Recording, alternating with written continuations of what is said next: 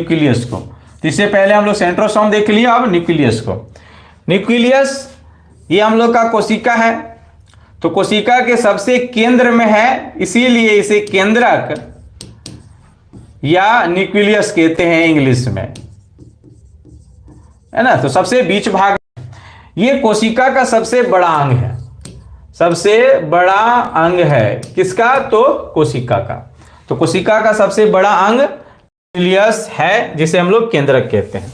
इसे कोशिका का ब्रेन कहा जाता है। क्यों कहा जाएगा भैया ब्रेन? क्योंकि कोशिका के अंदर जितने भी अंग है वो सभी अंगों को लगभग यही आदेश देता था। जैसे माइटोकॉन्ड्रिया बोले और बना, यही बोलेगा सेंट्रोसोम को एक नया फोटोकॉपी बना, कोशिका बना।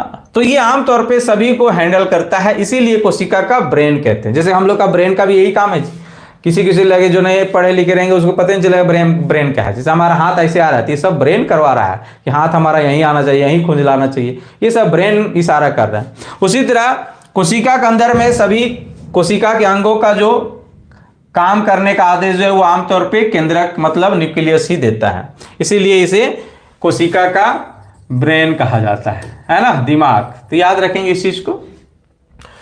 अब ध्यान से देख लो, ये कोशिका है और कोशिका के अंदर में क्या है, तो न्यूक्लियस है, केंद्रक है। केंद्रक, केंद्रक के ऊपर ने भी क्या है, तो एक झिल्ली है ना। और जिस तरह ये कोशिका है तो कोशिका के ऊपर ने भी एक झिल्ली है। कोशिका के अंदर में एक द्रव भरा हुआ है, इसे क्या कहते हैं, तो कोशिका द्रव कहते हैं, कोशिका द्रव। उसी तरह केंद्रक के अंदर में भी क्या भरा हुआ है, तो जल भरा हुआ है, अर्ध तरल जल, इसे कहते हैं केंद्रक द्रव्य, है ना, केंद्रक द्रव्य।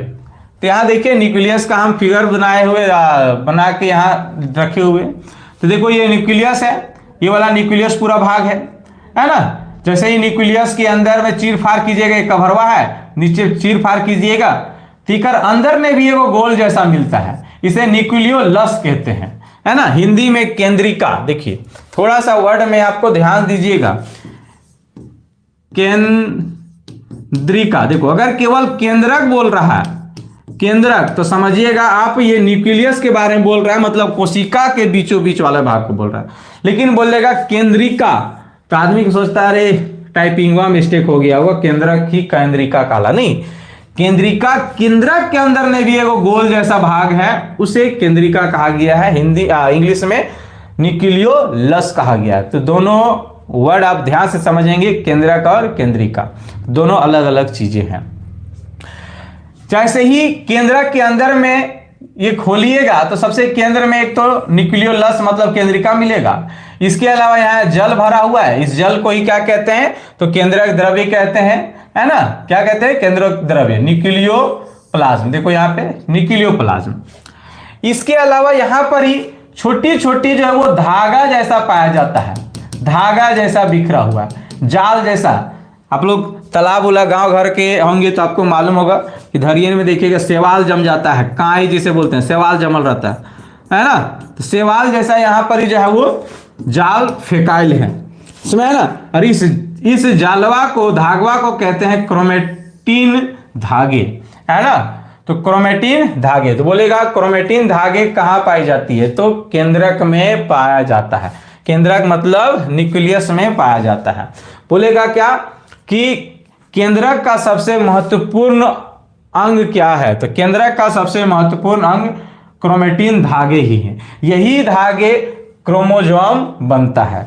ये क्रोमेटिन धागे मुख्य रूप से डीएनए और प्रोटीन की बनी होती है ना। किससे बनी होती है, तो प्रोटीन और डीएनए। आगे हम लोग पढ़ेंगे डीएनए, तो वहां आपको समझ में आएगा कि किस तरह से ये क्रोमेटिन धागे डीएनए में कन्वर्ट होती है। यहां समझ में आ गया।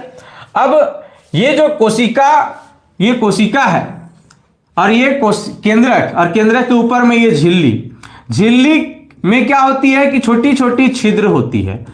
क्या होती है, छोटी छोटी छिद्र होती है। इसी छिद्र के माध्यम से क्या होती है कि जैसे कि हम लोग का ब्लड आया और ब्लड क्या दिया, इस कोशिका को कुछ दे रखा, प्रोटीन दे रखा, मान लेते हैं प्रोटीन दिया, अब प्रोटीन दिया तो ये प्रोटीन की जरूरत केंद्रक में भी है ना, तो केंद्रक को भी देगा।